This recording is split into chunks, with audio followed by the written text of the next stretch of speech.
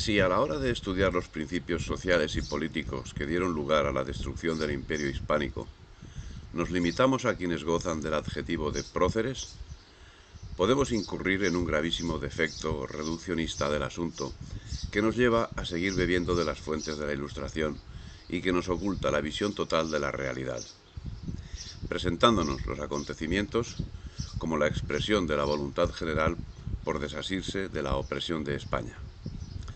Opresión externa caracterizada por la consideración de que América era una colonia y España era su metrópoli. Nada más alejado de la verdad. La verdad nos resultará algo más accesible si nos remitimos al estudio de los documentos jurídicos que desde el primer momento y hasta el triunfo de los movimientos separatistas se generaron a lo largo y ancho del Imperio hispánico. Y ese ejercicio nos resultará altamente positivo, ya que la discusión de los acontecimientos que significaron la dislocación de la España del siglo XIX en los términos propuestos por la historiografía tradicional confunde la apariencia con la realidad e impide el análisis crítico de las raíces históricas en las que se asienta nuestro momento actual.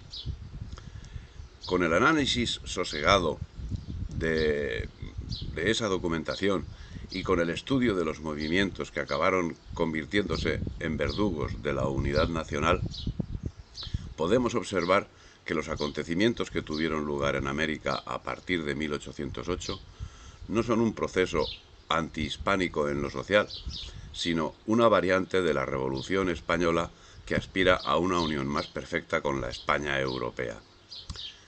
Otro asunto es la deriva que finalmente tomó la iniciativa, como consecuencia de la acción proactiva llevada directamente por los enemigos históricos de España, en concreto por Inglaterra, que supo utilizar magistralmente a sus agentes, quienes para mayor escarnio han pasado a las generaciones como libertadores. Pero no es solo el análisis sosegado de los documentos el que nos lleva a efectuar tales asertos. Son los propios verdugos los que nos lo dicen. Un informe de Beaufort-Boite, encargado de negocios de Estados Unidos en Colombia a su gobierno, fechado en Cartagena a 10 de mayo de 1828 sobre el proceso de la revolución, decía: en países donde surgen revoluciones, sus orígenes difieren esencialmente y varían tan materialmente en principio como las costumbres y los hábitos de las diferentes naciones. Los regímenes tiránicos de poder arbitrario generalmente le proporcionan expresión a los gritos de libertad y despiertan las energías de un pueblo. Tal no ha sido el caso en Colombia y probablemente en ninguna parte de la América española cuando estalló la revolución. No fue entonces la descendencia de injustas usurpaciones de la madre patria la que le dio nacimiento a su emancipación. No fue una revolución que surgió de su desarrollo intelectual, de la reflexión, de una fragancia del estado de la moral del pueblo, ni de ningún examen de su capacidad o de su derecho para establecer gobiernos separados. Semejantes ideas no habían entrado en sus mentes, basadas en ningún principio de derecho de probabilidad de éxito. Fue la invasión de España por Napoleón y la retención de su rey como cautivo lo que primero impulsó una separación de las colonias.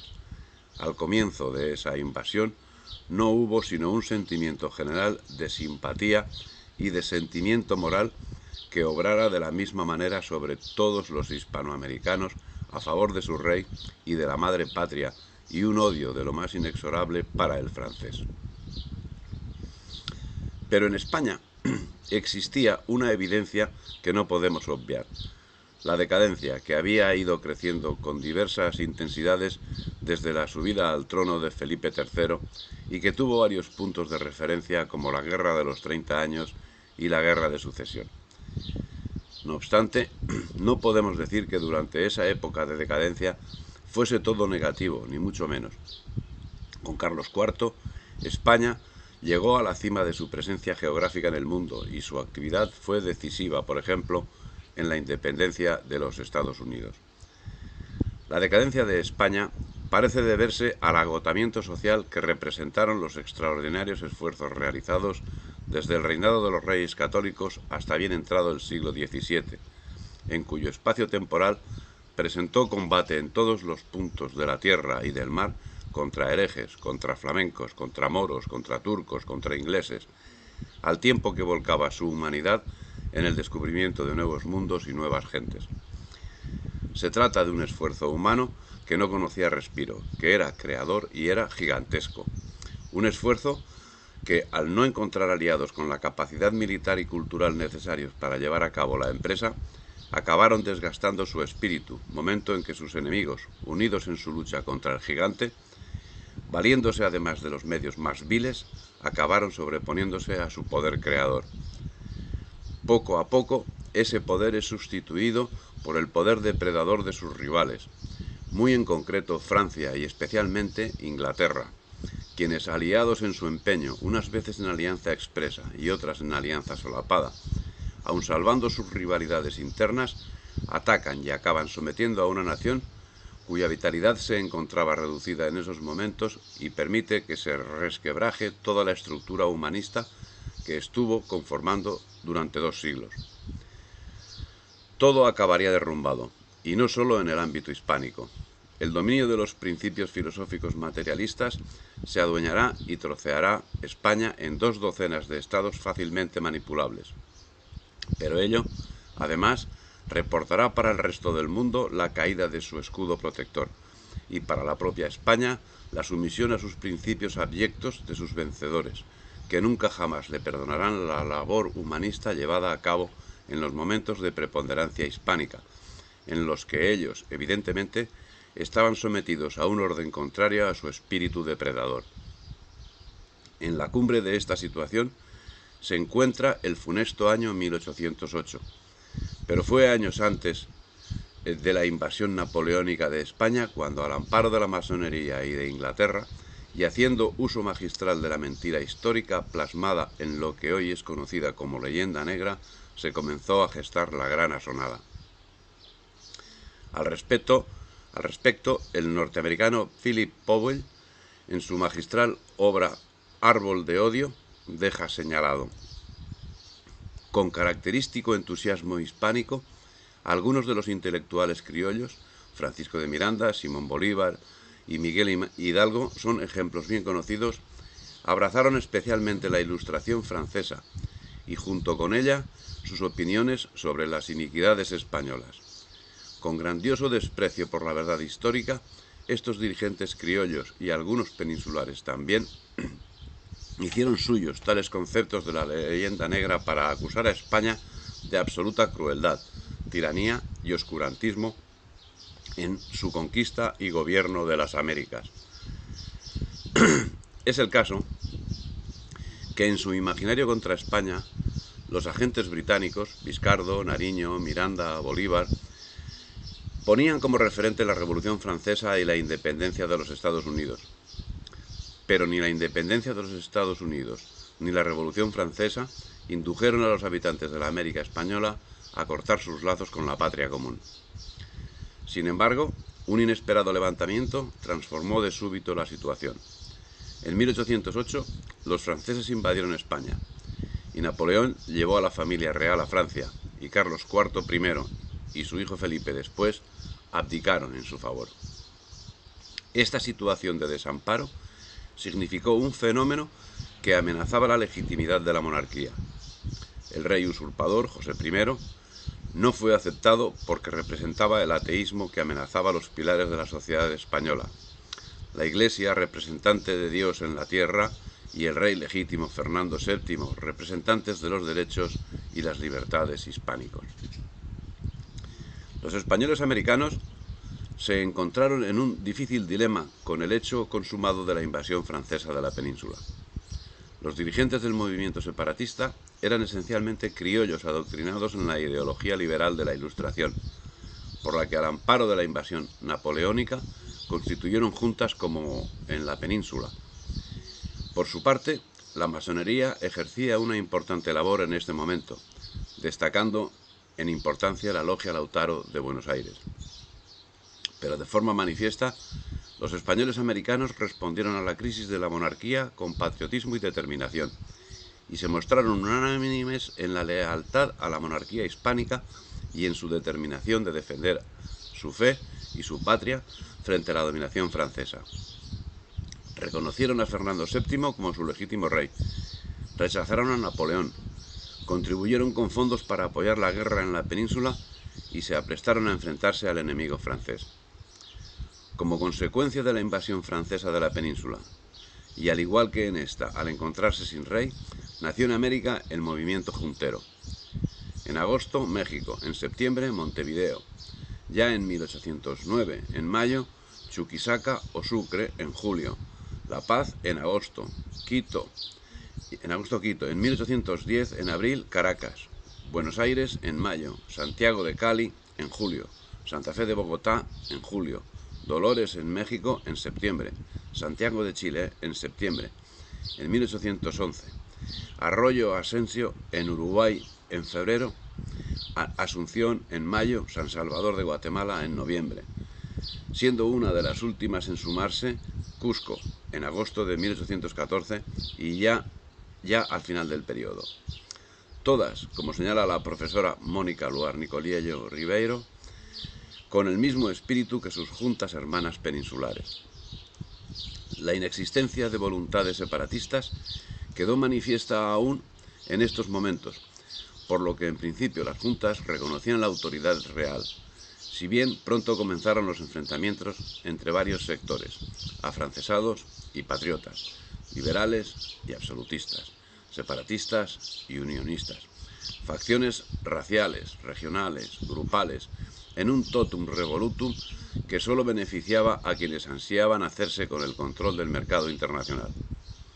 Los indígenas quedaron al margen y posteriormente, por lo general, lucharon junto al ejército realista.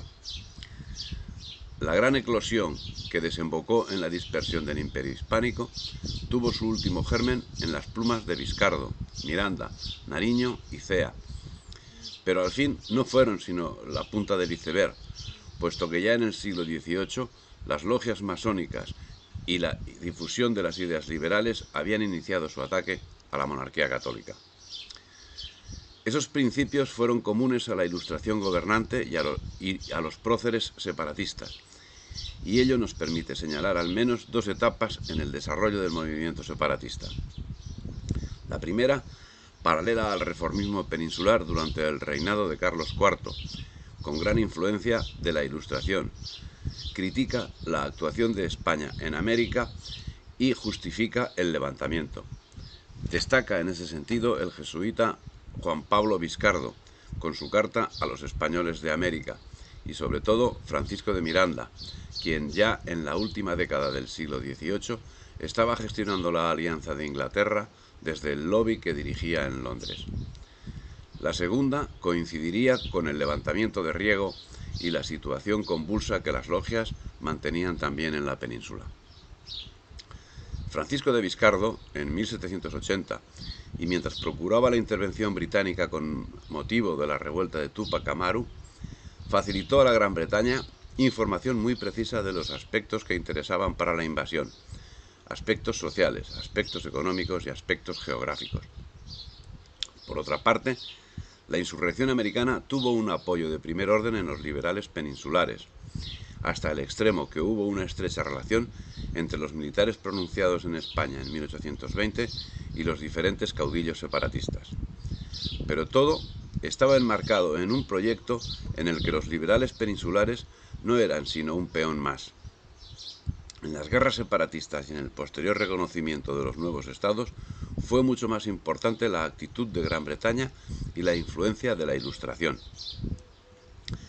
La organización del separatismo tuvo lugar en Londres, donde se relacionaban personalmente y con frecuencia la práctica totalidad de los próceres separatistas, como Francisco de Miranda, Simón Bolívar, José de San Martín, Mariano Moreno, Carlos de Alvear, Bernardo O'Higgins, José Miguel Carrera, Juan Pío de Montúfar y Vicente Rocafuerte, y más adelante otros, quienes además mantuvieron frecuentes contactos con los centros políticos de Estados Unidos y Gran Bretaña. Esa influencia queda reflejada en la práctica totalidad de las actuaciones, como iremos desgranando a través del presente trabajo. Pero como muestra primera nos referiremos a la Constitución de 1811, proclamada en Venezuela. En la misma queda manifiesto el espíritu liberal de sus redactores, pero a su vez reconoce a Fernando VII como soberano, aunque delegando su poder en un presidente llamado vicerregente, el cual sería designado por el colegio electoral y se restringiría el derecho al sufragio a los varones libres y que vivieran de sus rentas o, en todo caso, de una ocupación no dependiente de otro. Finalmente, la idea de separación viene a tomar fuerza a base de la presión militar ejercida por los ejércitos separatistas, que en un porcentaje muy elevado estaban compuestos por británicos, cuya presencia es más notoria en lo que podemos calificar como segunda etapa de las revueltas, la cual coincide en el tiempo y en las motivaciones con el levantamiento de Riego, que, como en el caso de los próceres, también se basa en un liberalismo ideológico. En casi todas partes la idea de la ruptura une a las mayorías criollas inmediatamente después de la Revolución Liberal que en 1820 afecta a la península. En México, William Spencer Robertson ha mostrado en términos muy claros el cambio de los fidelistas vencedores y el triunfo de la revolución conservadora con Iturbide. Ese mismo liberalismo ideológico demuestra una voluntad de manipulación de la realidad que hace honor a lo que los mismos teóricos del liberalismo proclaman: el uso de la mentira. Como ejemplo, la cita de un eminente británico, John Knox: en contra de nuestros malditos oponentes, es decir, los católicos, todos los medios están justificados. Mentiras, traición, manipulación de las leyes que aunque sean contradictorias. Eso lo dice en diversas obras. En fin, las notas son un poco complicadas. O también, al igual que Knox, Diderot cuando proclama: la mentira es esencialmente tan poco condenable en sí misma por su naturaleza que sería una virtud si pudiera ser útil. El español, el católico, jamás ha usado ese arma. Es lo que diferencia a los filósofos de los sofistas desde hace milenios, y resulta inaceptable admitir a discusión a quien usa esos métodos. En ese orden, ya en la introducción a su Historia de América, Henry Lea dice que los españoles que colonizaron el Nuevo Mundo fueron en su mayoría de la clase más vil, criminales escapados de la justicia o deportados por ella como castigo. Es evidente que confundía a los ingleses con los españoles, o que cumplía con las instrucciones de Knox. En esta misma línea, la historiografía al uso al servicio de los intereses británicos, como es el caso de Fernando Viniachi Romero, señala: los hombres y mujeres que comenzaron con la lucha independentista de Iberoamérica tenían en común su procedencia criolla. La mayoría de estas personas eran aristócratas que se rebelaban ante la desigualdad entre peninsulares y criollos, ante el régimen que imposibilitaba el desarrollo comercial de América y ante la corrupción y burocracia administrativa. Y a lo que parece se ciñen a la exacta realidad tergiversando los conceptos.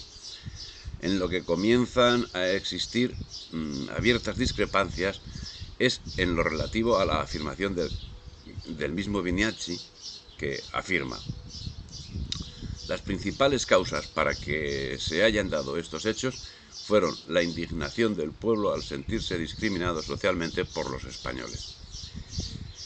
Dado que esa supuesta discriminación, como detalla el mismo Bolívar y los otros ideólogos del separatismo, se ciñe a que los americanos no tenían acceso a las altas magistraturas virreinales.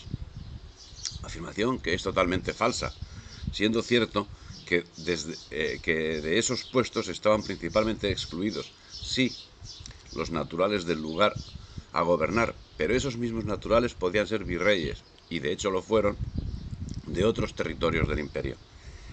Pero como hemos visto, para determinadas personas la mentira es un arma válida. Lo que se deduce de los documentos es que esta desigualdad no existió jurídicamente nunca, y prácticamente solo se muestran en forma relativa como una cuestión de hecho dependiente de factores que nada tienen que ver con el sistema de gobierno.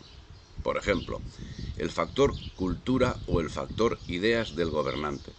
Con respecto al primero nos referimos al lugar y tiempo en que resulta evidente que los peninsulares están más capacitados para el manejo de la cosa pública. En cuanto al segundo, aludimos al hecho de que mientras algunos gobernantes preferían emplear solamente peninsulares, otros iban al sistema de mitad y mitad, y otros al de mayoría de americanos. Y así nos encontramos con que en México, en 1810, el cuadro de empleados en las oficinas centrales del virreinato es como sigue. Sobre un total de 414 empleados, 76 solamente eran europeos. Pero todavía cabe hacer otra observación, nunca señalada por los clásicos, y es esta: cuando se habla de españoles en la época colonial, se sobreentiende no peninsulares, sino blancos, sean criollos o europeos.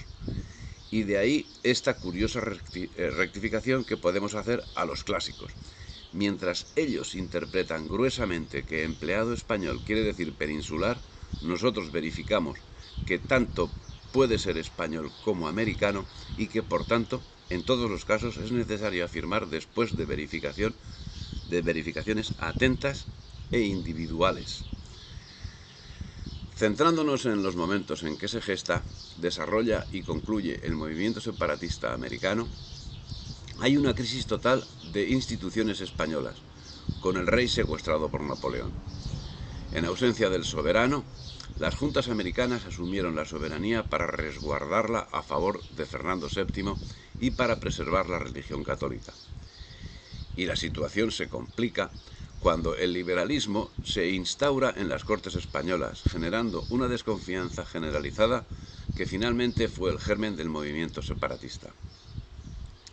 Estas situaciones se desarrollarían a lo largo de los siguientes años, al amparo de la propaganda separatista, a la que se sumaron los detritus sociales y los bandidos que asolaban el territorio, que en 1821 se unirían al ejército de San Martín cuando se dirigía a Lima. Frente a estos ejércitos, que no pasaban de ser bandas de forajidos, reforzadas con aventureros ingleses, en Perú se encontraron con la oposición de los criollos, quienes en su mayor parte apoyaron al virrey hasta que se hizo cada vez más evidente que las tropas españolas no podían defenderlos. De hecho, la élite peruana no participó en la lucha separatista, sino que adoptó una posición de cobardía a la espera de acontecimientos. Quienes atizaron la guerra fueron militares relacionados directamente con Inglaterra, que llevaban la consigna de derrotar a los ejércitos realistas en el Perú y que se enfrentaron a un ejército compuesto por naturales del lugar dispuestos a defender el ser y la esencia de la patria hispánica.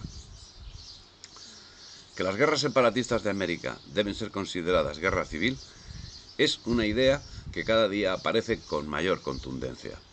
Por ejemplo, en lo tocante a México, la historiografía señala que la guerra de independencia fue una guerra de mexicanos separados solo por la causa que defendieron, es decir, la insurgente o la realista, puesto que la oficialidad española que luchó contra la insurgencia en realidad fue muy reducida y solo ocupó los altos mandos. Y exactamente lo mismo sucedió en Sudamérica. No obstante, a todo ello hay que añadir, no ya que el resultado hubiese sido otro, sino que ni tan siquiera se hubiese producido la guerra civil si la misma no hubiese sido buscada, promovida, mantenida y apoyada por Inglaterra. América era en los primeros años del siglo XVIII lo que era 2 siglos antes y sigue siendo 2 siglos después: España. España formó la sociedad americana y le dio sus leyes, su lengua, sus costumbres y, lo que es peor, hasta sus vicios. No hay parangón en ninguna otra conquista, salvo en la llevada a cabo por Roma. Al respecto, José Vasconcelos afirma: el caso de América del Norte, como bien sabemos, fue muy diferente. Ese caso no fue el de una invasión, cuando menos no una repentina y abrumadora invasión, sino el de una penetración lenta del territorio sin que se conservara la raza nativa y, consecuentemente, sin contacto social o cualquier otra relación con el indio. Pero hay más. ¿Existe una identidad nacional estadounidense? Si existe, es jerárquica y fragmentada, pero Estados Unidos, en contraste con Hispanoamérica, acabó con las poblaciones indígenas en un inmenso genocidio. A finales del siglo XIX, todas las tierras indias habían sido expropiadas. algo que con la excepción de la Patagonia argentina, y por cierto, bajo la dirección británica tras la separación, no se dio en muchos rincones de América. Asimismo, el modelo racial norteamericano evitó el mestizaje e impulsó la hegemonía WASP, blanco, anglosajón y protestante. Una hegemonía que no tuvo que buscar compromisos con sus raíces ancestrales o mirarse al espejo y explicar su mezcla racial en términos identitarios inseguros o esquizofrénicos. No sucedió lo mismo en América Española. Al respecto, el mismo Bolívar declara: el europeo se ha mezclado con el americano y con el africano, y este se ha mezclado con el indio y con el europeo. Nacidos todos del seno de una misma madre, nuestros padres diferentes en origen y en sangre son extranjeros, y todos difieren visiblemente en la epidermis. Esta desemejanza trae un reato de la mayor trascendencia. Y Vasconcelos sentencia: por el otro lado tenemos en el sur una civilización que desde el principio aceptó el estándar social mixto, no solo como un hecho, sino en la ley, pues el indio, después de ser bautizado, se volvía igual al español y podía casarse con el conquistador. Eso en cuanto a la ley, pero en cuanto a la realidad física, nos encontramos con que, aun cuando hoy siguen existiendo blancos europeos y comunidades indias que no se han cruzado, José María Rosa señala: la unión del español con la masa india, guaraní o quichua fue constante desde los días de la conquista. En las familias de abolengo se tuvo a honra a la abuela princesa incásica que casó con el abuelo llegado de Andalucía.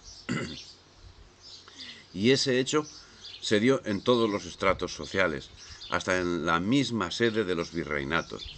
Es el caso que si por una parte fue la oligarquía criolla la protagonista principal de la gran asonada del siglo XIX, el legado hispánico sería defendido por otros grupos de la sociedad que incluían a los indígenas, a los mismos que ahora se encontraban desprotegidos al haber perdido el amparo de la corona ante los abusos de la oligarquía criolla, con instituciones como el resguardo, el cabildo indígena y el derecho indiano, que quienes se habían visto constreñidos por la legislación española se aprestaban ahora a desmontar.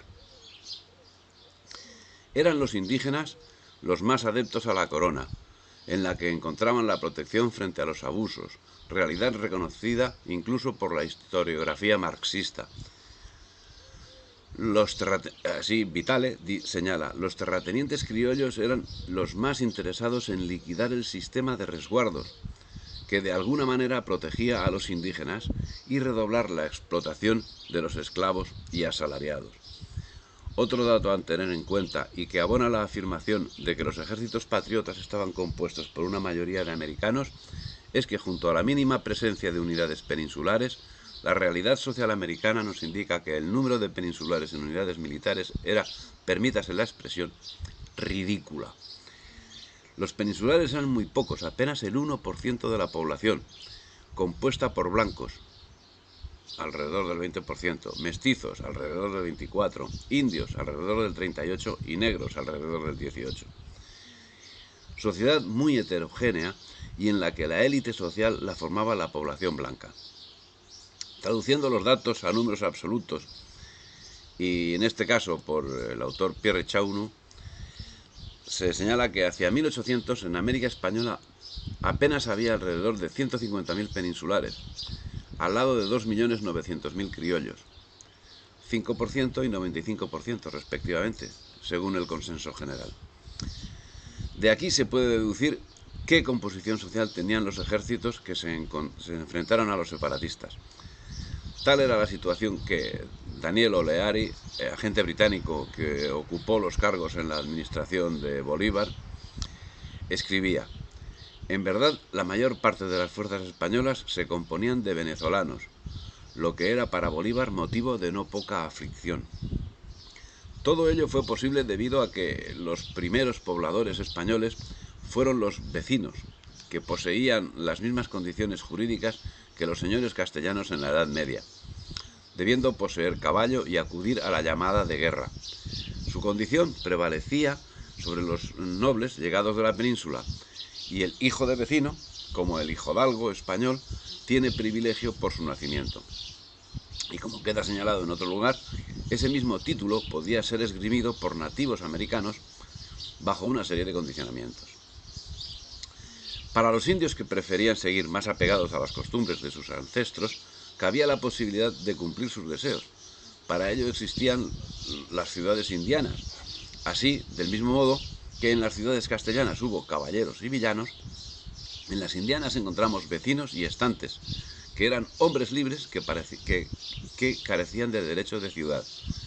Esa existencia de ciudades indianas puede inducirnos a pensar que en contraposición a ellas existían las ciudades españolas, pero no acaba de ser cierto, porque la administración de la corona se caracterizó por el envío de varones al Nuevo Mundo. El hombre soltero, en la mina o en la plantación y pronto ansioso de echar raíces propias, cambió el rostro de la América al hacer nacer el mestizaje, ausente en muchos otros puntos de colonización no ibéricos. Y el mestizaje no quedó en una partícula enquistada en la sociedad, sino que, como hemos visto párrafos más arriba, en los años que nos ocupa representa el 24% de la población y permeabilizó toda la sociedad. El mestizaje de blancos, indios y negros llegó a generalizarse de tal manera que imposibilitó la adopción por parte de las élites anglófilas y separatistas de una identidad racial blanca.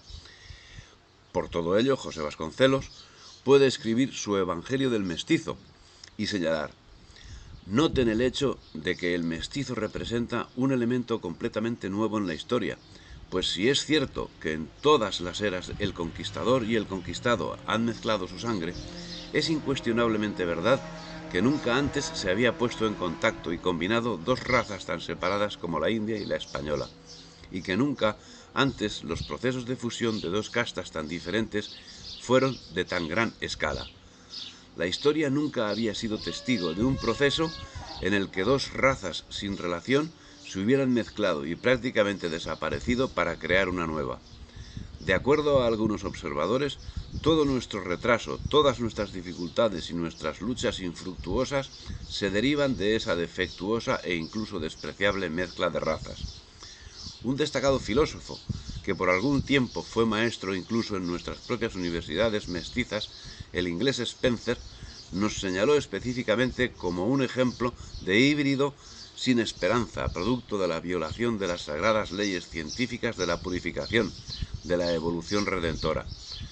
De cualquier modo, el inglés siempre ha estado por la conservación de una raza humana original, pura, y ha logrado mantenerla, y el español siempre ha menospreciado este prejuicio blanco y, de hecho, ha creado millones de mestizos en América y en las Filipinas.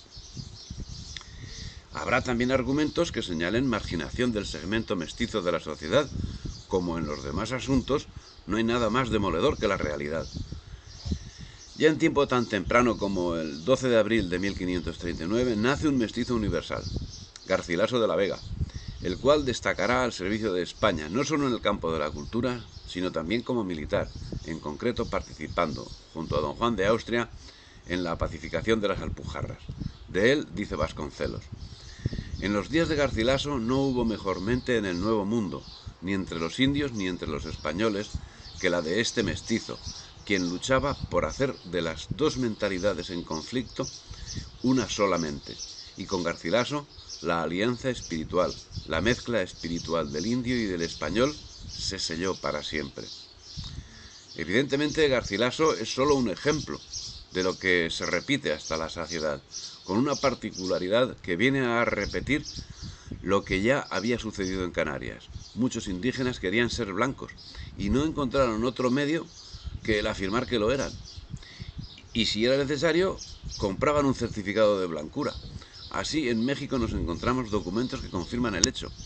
El doctor Jerónimo López Soldevilla nos lo descubre. Mientras que los novohispanos de la colonia consideraban el hecho de ser blancos como una característica positiva, los archivos de Nueva España proveen numerosos ejemplos de gente de color que ascendía en la escala social adquiriendo el estatus de élite a través del dinero y asumiendo el papel de blancos. Más aún, en el siglo XVIII eran tantos los que postulaban al estatus de blanco que en recompensa por una suma de dinero, Su Majestad concedió a sus súbditos americanos un certificado de blancura, la cédula de gracias al sacar. Pero en Nueva España era mejor ser rico que blanco. Los mestizos y mulatos ricos a menudo empleaban inmigrantes blancos pobres venidos de España como sirvientes. El problema así no era tanto racial como de casta, de clase social. Algo que, si es merecedor de reproche, es también algo que hoy mismo es nuestra realidad cotidiana. ¿Quién de nosotros no siente algún tipo de rechazo hacia algún sector de la población? ¿Quién no ha escuchado cómo se lanzan epítetos a personas que no comulgan en algo con otros? ¿Quién no ha escuchado significar o ha significado él mismo de facha, de rojo, de perroflauta, de pijo, de cheli, de caló, de payo, de lumpen, de retrógrado, de indigente, de marginado a otra persona? Lamentablemente ese es un mal que todos padecemos, como la padecía la sociedad del siglo XIX. Lo importante, nos enseña el cristianismo, no es tanto el pecar, sino la voluntad cierta de no querer hacerlo. Así, si bien parece evidente que la existencia de ese rechazo, no es menos evidente la permeabilidad de las clases o de las castas en el Imperio español. El rechazo desaparece en cuanto el rechazado manifiesta curiosidad por los modos del otro. Así, el español al revés que el inglés, el francés o el holandés, se mezcló con el indígena. Los conquistadores, contra lo que la leyenda negra proclama, tomaron por esposas a las indias y fundaron familias mestizas, de que da cuenta la realidad social de hoy mismo. También calla la leyenda negra que frente a la primera escuela primaria fundada por los ingleses en el siglo XVIII, España creó más de 30 universidades y extendieron por todas las Américas la civilización cristiana, no sin antes obligar a los misioneros el conocimiento de los idiomas indígenas, para los que llegaron a constituirse cátedras en las universidades. Y ese mestizaje vio Dios que era bueno. Y si observamos su desarrollo, observamos que, como sucede con las plantas, el mestizaje tiende a producir mejores genotipos y a rejuvenecerlos, algo que al fin es pura naturaleza, siendo un mito insostenible el de la raza pura, ya que todas, incluida la aria, la judía o la wasp, ejemplos máximos de la filosofía racista, son el resultado de la mezcla. Con una peculiaridad, solo hace falta comparar la media de belleza de las mujeres españolas de cualquier latitud con la media de belleza de, por ejemplo, las neozelandesas, donde el racismo británico es manifiesto. Tras 3 meses de estancia en Nueva Zelanda, observando esta cuestión entre otras, debo marcar esa diferencia a favor de las mujeres hispánicas, de una forma más que significativa. Solo los pobres diablos pueden jactarse de tener un pedigrí puro, porque solo las clases bajas en las naciones retiradas se casan entre ellas, mientras que los poderosos de cualquier grupo enriquecen su experiencia casándose con las más hermosas o atractivas mujeres de las tribus vecinas. En estos tiempos, en los que falsamente, por cierto, parece que los principios humanistas hispánicos se han universalizado, la realidad es justamente la contraria cuando son presentados como principio presuntamente humanistas los derechos de cada raza a mantenerse independiente de los demás, creando para ellos barreras sutiles pero infranqueables entre ellas. La actitud de España, animada por las ideas de Isabel, fue mucho más valiente y humana al promover los matrimonios interraciales con los nativos, mientras que la de Inglaterra se manifestaba contraria al mestizaje porque entendía que con él sería absorbido el espíritu europeo y la siguiente generación estaría perdida para el imperio. La actitud de España ha permitido que los españoles hayan podido reproducir su sangre y su cultura en todo un continente que, aun dividido artificialmente en 20 naciones, es tan español en todos los conceptos como es la que subsiste con el nombre de que por naturaleza debe ser común: España. En el sentido contrario está Inglaterra, que con su actitud segregacionista son tan extraños hoy en día como lo fueron el día que llegaron, y no lo son en Australia y en Nueva Zelanda, sencillamente porque exterminaron a sus habitantes. Y los que actualmente sobreviven libres ya de ser entendidos como piezas de caza desde mediados del siglo XX, padecen otra segregación. Ahora resulta que por tener algo de sangre maorí en las venas, los neozelandeses tienen un sueldo. Y el vicio y la degeneración arrasa lo poco que queda de su pueblo. A pesar de todo eso, el espíritu cainita triunfó y destruyó España, para mayor gloria del Imperio Británico, mediante la pasividad de las mayorías, ya que después de todo la separación fue obra exclusivamente suya, con la colaboración necesaria de unas minorías previamente adoctrinadas.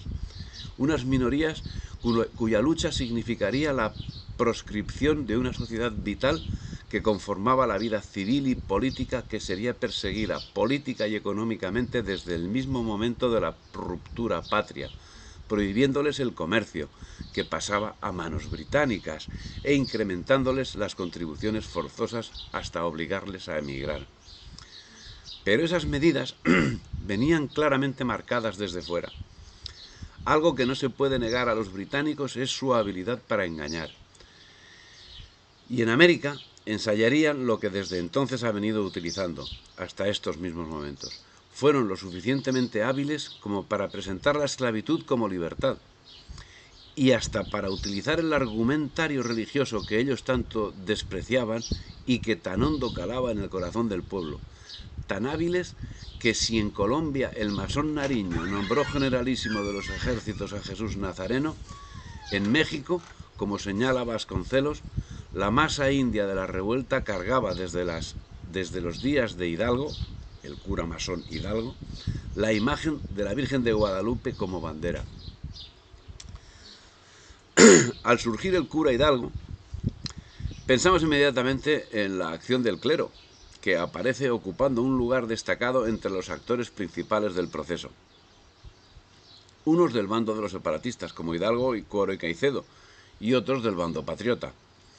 Así, el 3 de diciembre de 1814, los gobernadores eclesiásticos de Bogotá lanzaron un edicto contra las tropas de Bolívar, edicto que sería revocado 13 días más tarde con otro edicto en el que se argumentaba todo lo contrario, que Bolívar era un buen y fiel católico cuando era pública su pertenencia a la masonería. La actuación de la Iglesia no fue uniforme, produciéndose la depuración de los desadeptos, que fueron reemplazados por curas separatistas designados por el poder civil emergente.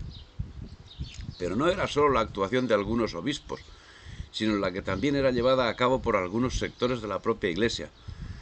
Así, en los colegios jesuitas se instalaban las ideas enciclopedistas y se desarrollaban tertulias donde se imaginaba una nación independiente de España. En estas tertulias, personajes como el de Antonio Nariño, Francisco de Paula Santander y Camilo Torres hablaban de los postulados del liberalismo y de las tesis separatistas. También los jesuitas utilizaron argumentos que desnaturalizaban su esencia, y todo como consecuencia derivada de su expulsión en 1767. Abundantes publicaciones realizadas al amparo de Juan Pablo Viscardo, que ya actuaba como firme colaborador de Inglaterra, pugnaban por crear un clima de oposición a España entre la burguesía criolla. Las universidades y las comunidades literarias, las sociedades económicas, dominadas por la masonería, hacían lo propio. Todo ello alcanzó una más que media difusión y ejerció una gran influencia en la formación de algunos de los principales instigadores del separatismo, cuya vinculación con la logia Lautaro les proporcionó el caldo de cultivo adecuado para cumplir la misión encomendada por Inglaterra. En lo tocante al ejército, los diversos estudiosos del fenómeno que permanecen en la independencia intelectual y económica, como es el caso del ecuatoriano Francisco Núñez del Arco Proaño, afirman, frente al historicismo paniaguado mantenido por la oligarquía sumisa a la voluntad británica: la gran masa del ejército realista del Virreinato del Perú durante toda la guerra de independencia la constituyó sin duda el grupo americano integrado por los mestizos con mayoría de sangre indígena, que en el Perú eran y son conocidos con el nombre de cholos. Entre los caciques realistas más destacados encontramos al brigadier de los Reales Ejércitos Mateo García Pumacagua, cacique de Chincheros, quien en 1780 fue con sus tropas uno de los que contribuyó a la derrota del cacique de Tinta, José Gabriel Condorcanqui, más conocido como Túpac Amaru. Pero no son solo los historiadores libres los que señalan estos hechos. Indalecio Liévano Aguirre señala en su obra los grandes conflictos económicos de nuestra historia. Un republicano tan destacado como el general Joaquín Posada Gutiérrez llegó a expresar: «He dicho poblaciones hostiles porque es preciso se sepa que la independencia fue impopular en la generalidad de los habitantes. Los ejércitos españoles se componían de 4/5 partes de los hijos del país, que los indios, en general, fueron tenaces defensores del gobierno del rey, como que presentían que como tributarios eran más felices que lo que serían como ciudadanos de la República. Parece evidente que en esta guerra civil quienes defendían la unidad patria no eran otros, no podían ser otros, dadas la conformación social, que los propios americanos. Desde el mismo momento en que se produjeron brotes de separatismo por parte de los criollos en Nueva Granada, el clero y los indígenas del suroeste de Colombia defendieron la causa de España, y a ellos se unieron los negros comandados por el general José María Obando. Juntos desarrollarían una encomiable barrera contra el ejército separatista que permitiría a la región seguir. Los indígenas tenían bien claro que si se producía la separación, sus tierras serían ocupadas por los criollos, algo que finalmente demostró ser verdad. Un grano no hace granero, pero sirve de ejemplo a lo que sucedió con relativa frecuencia. El mismo Mateo Pumacagua, que había combatido a Túpac Amaru, el mismo que en 1811 luchó al lado de las fuerzas patriotas, nos señala Francisco Núñez que en 1814 se sublevó contra España. Se sublevó a favor de la independencia, pretendiendo alzar a todo el Cuzco, siendo derrotado por sus propios compatriotas que permanecieron fieles hasta el final de la guerra. Pero cabe, además, la duda respecto a esa afirmación hecha por Francisco Núñez. Porque, si bien es cierto que pretendió alzar al Cuzco, el acabar comandando un ejército que se enfrentase al del virrey Abascal estuvo motivado por el conflicto surgido cuando, siendo presidente interino del Cuzco, se vio forzado a presentar la Constitución de 1812, y cuando finalmente se procedía al acto, un tumulto reclamaba la libertad de Rafael Ramírez de Arellano, jefe liberal de Cuzco, que emitió una proclama contra Pumacagua, que lo encarceló por ser contrario a Dios, a la patria y al rey. Finalmente, Ramírez de Arellano acabó haciéndose con el cabildo y Pumacagua dimitió y se retiró, para de pronto salir en 1814, a sus 73 años, a guerrear junto a los militares separatistas José Angulo Gabriel Béjar y Juan Carvajal. Pero ¿a guerrear contra quién? La evolución de Pumacagua, evidentemente, es un misterio. Y si debemos creer en sus palabras, fue engañado por los separatistas anteriormente nombrados. Dada la extrema confusión y el enfrentamiento entre tropas realistas y constitucionales, es muy factible que la actuación de Pumacagua estuviese inserta en el conflicto y no en el separatista, aunque acabase beneficiando a al conflicto separatista, contra su voluntad. Pero por supuesto, hubo granos para llenar el granero. Así podemos entender otro ejemplo. El 24 de septiembre de 1817 se anotaba en el libro manual de la Tesorería del Ejército Real de Talcahuano que 4 caciques, 9 mocetones y 3 lenguaraces han venido a notificar su fidelidad al soberano y a ver el modo de contribuir con las armas del rey. El 7 de octubre hacen lo propio los 2 caciques de Tucapel, ofreciendo sus lanzas, guerreros, para pelear contra los independientes. Y con esas fuerzas hizo España frente a los separatistas, ya que a partir del año 1817 no llegó ningún refuerzo peninsular para los realistas del Perú, y desde el año 1820 para ningún lugar de América. En el año 1820 las unidades expedicionarias tenían un 50% de europeos, en general, y Pablo Morillo afirma que en esa fecha tenía unos 2000 europeos bajo su mando. En el año 1824, solo 500 peninsulares formaban parte del ejército realista que combatió en la batalla de Ayacucho. Del mismo modo, el ejército realista de Costa Firme en 1821 estaba compuesto de 843 blancos americanos, 980 nativos indios y 5.378 mestizos y morenos. Por el bando separatista, a partir de 1817 dan comienzo las contrataciones de mercenarios por orden de Bolívar, que compondrá un ejército de patriotas cuyo número llega a ser, solo en lo que a británicos se refiere, en torno a 5.500 unidades. Es interesante destacar estos aspectos porque resulta significativo que en un territorio de las dimensiones del Alto Perú, con 500.000 habitantes en la época, las fuerzas realistas estuvieran formadas por poco más de 5.000 hombres que atendían los frentes contra la Argentina y las zonas del Perú ocupadas por los separatistas.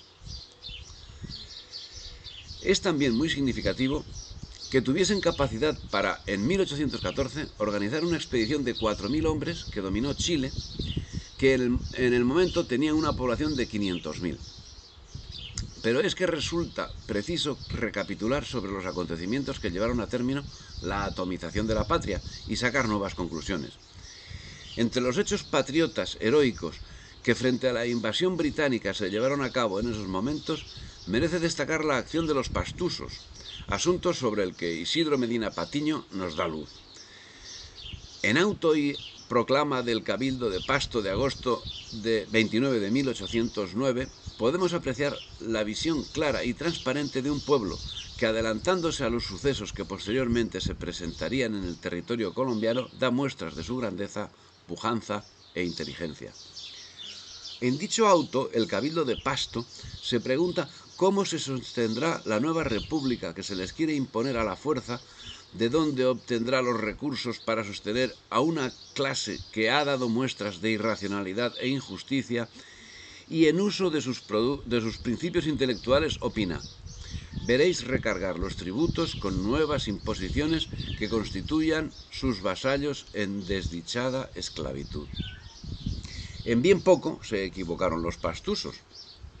Tal vez por ello merecerían el odio, el escarnio y el exterminio llevado sobre ellos por los libertadores. Odio, escarnio y exterminio extensible a todo el territorio, porque la realidad puede resumirse en una frase inserta en un informe que de Germán Roscio recibió Bolívar.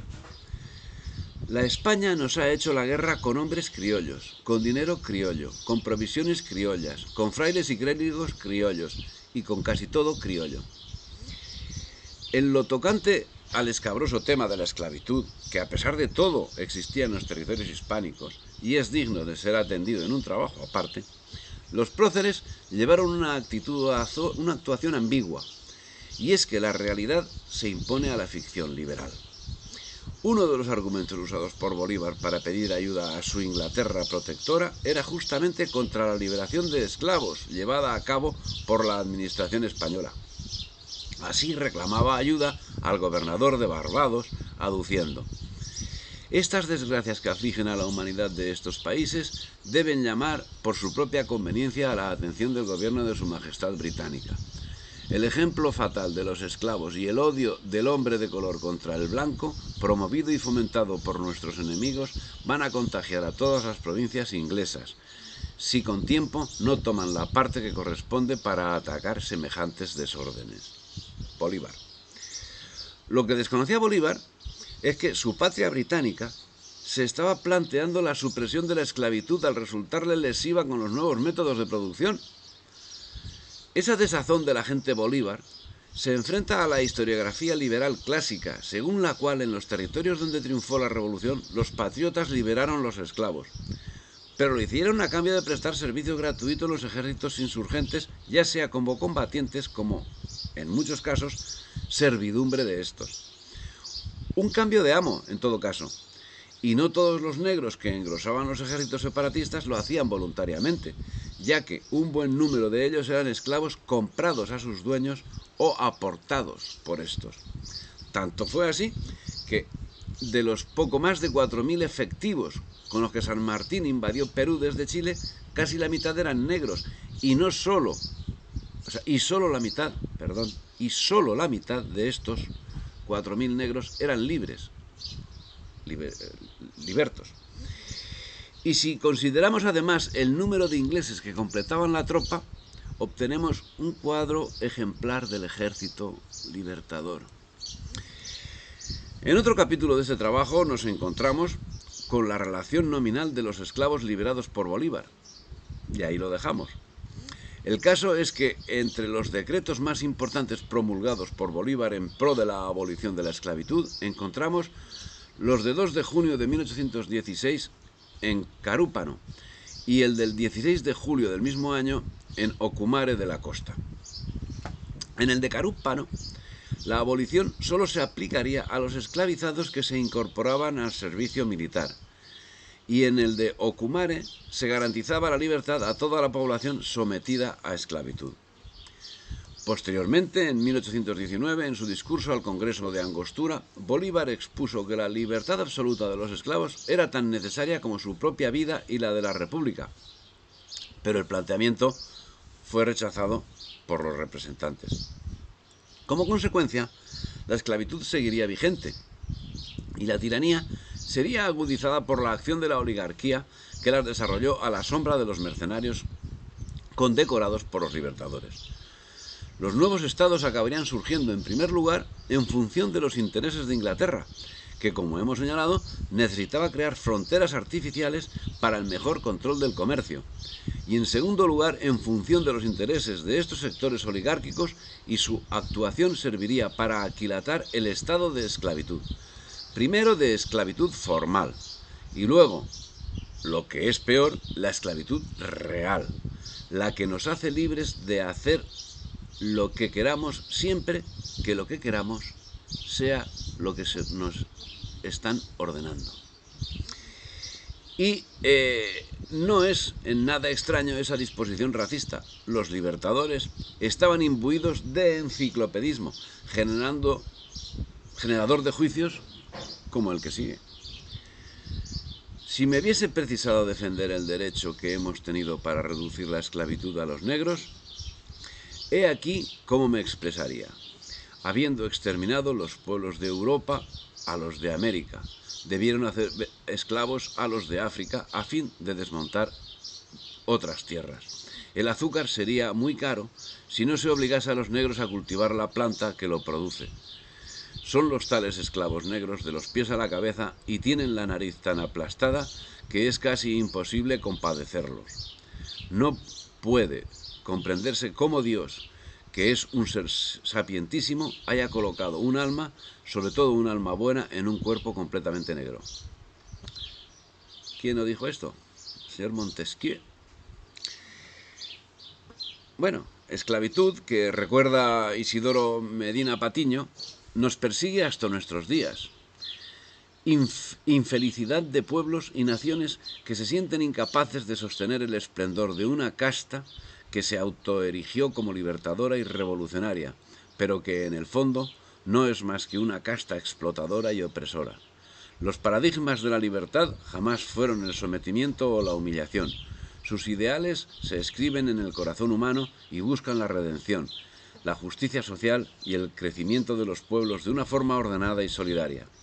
Si miramos a nuestro alrededor, nos encontraremos con unas escenas deplorables donde los niños mueren en las calles, las mujeres, aferradas a sus hijos, buscan la clemencia de unos gobiernos indolentes y la masa de proletarios se desespera ante la frialdad de unas leyes que buscan la ganancia para unos cuantos privilegiados que han hecho de Colombia su negocio particular. ¿Retrato de Colombia? Retrato de la hispanidad. Mientras Bolívar y Cea escribían unos panfletos insultantes contra España y enaltecedores de Inglaterra, en 1815 escribía Pedro Pérez Muñoz: cuando las naciones han procurado hacer han procurado buscar motivos de enlace con la España, cuando muchas provincias europeas se glorían de ser pobladas por españoles y descender de ellos, flamencos, irlandeses y otros, los americanos se apesadumbran y tienen en menos la sangre que corre por sus venas. Eso era solo el principio. 200 años más tarde, los principios de Cea y de la leyenda negra contra España han sido asumidos como propios por la mayoría del pueblo hispánico en los 5 continentes, sumido en la indigencia espiritual y material y paciendo lo que el invasor tiene a bien permitirle. La separación de América así fue un amasijo de mentiras y traiciones muñidas por la acción de la masonería al servicio de Inglaterra, que con un sistema de propaganda envidiable erradicó, al menos hasta el momento, la cultura y la capacidad de crítica de las gentes, para cuyo manejo se amañó la historia y se asumió la leyenda negra creada por los enemigos de España como si se tratara del Santo Evangelio. Y todo en beneficio de Inglaterra. Inglaterra se apoderó de todos los recursos naturales a uno y otro lado del Atlántico. Inglaterra se apoderó del comercio, y todo a un moderado coste ajeno. 500.000 de muertos que el agente Bolívar, a la limón con el coro de agentes enquistados en los órganos del poder de España, inmoló en honor de sus amos. Las guerras separatistas de América tenían un fundamento claro: romper España y someterla mediante tratados de comercio. No fue una guerra buscada por el pueblo por la conquista de mejoras sociales, sino una guerra de aquellos a los que España les impedía llevar a cabo su tiranía. La gente sencilla jamás se involucró en semejantes aventuras, y por eso las levas de Bolívar en cada ciudad y pueblo eran sangrientas, porque nadie quería servir a su causa. Pero si no era por las buenas, lo era por las malas. Todos se vieron forzados a servir la causa británica. Pero además de lamentos, de lo relatado hasta el momento podemos sacar algunas conclusiones.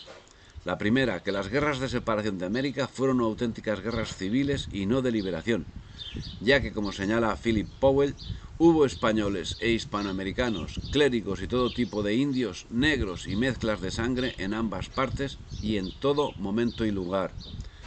La segunda, que tomando como propia la sentencia de José Vasconcelos, para nosotros solo hay una política racial sólida, y esa es la política de ayer, la política del español y del cristiano, que dieron por hecho que todos somos potencialmente iguales y que estamos destinados a responder de diferente manera de acuerdo al llamado que se nos hace, cada uno cargando un tesoro que cobra vida en el momento apropiado cuando hay necesidad.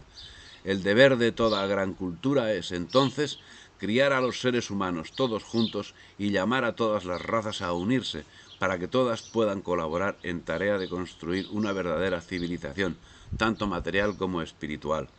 Y la tercera, también cita de Vasconcelos: la civilización española perdura hoy en América, y no por los descendientes puros de los conquistadores, sino porque los españoles educaron y asimilaron a las razas mixtas y a los indios. Si los españoles no hubieran mezclado su sangre con la india, no habría hoy en el mapa esa gran área de países en donde el alma española está viva y progresando. Cuando al contrario la raza dominante se separa y no tiene interés en la vida de la raza inferior, esta última tiende instintivamente a incrementar su número para compensar con cantidad lo que la raza superior consigue con la calidad.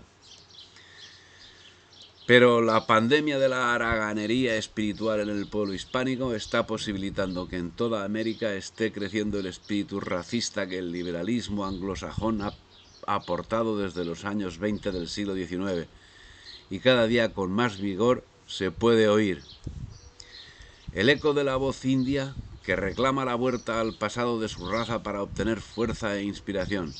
Los reclamos de los indios puros suenan en ocasiones muy parecidos en su visión al credo de los más ardientes defensores de la pureza de la raza blanca en su propio país. Y la evidencia de que esto no es solo un sentimiento teórico se puede encontrar en la historia de nuestras revoluciones, que en algunos casos han desarrollado movimientos indios puros con la tendencia a querer restaurar estándares de pureza india. Los levantamientos indios de Yucatán, conocidos como la Guerra de Castas, el indio puro en contra del mestizo y del criollo, en contra del hispanoparlante, en contra de la población mexicana, es un viejo pero claro ejemplo. El movimiento de Zapata de la última revolución contenía claramente la semilla de un renacimiento indio en todo nuestro territorio. Hubo un tiempo en que el vestido europeo no se permitía en el territorio de Zapata, y aquellos mexicanos que tenían la piel blanca del español y se unieron en los ejércitos zapatistas tuvieron que adoptar la vestimenta y las costumbres del indio.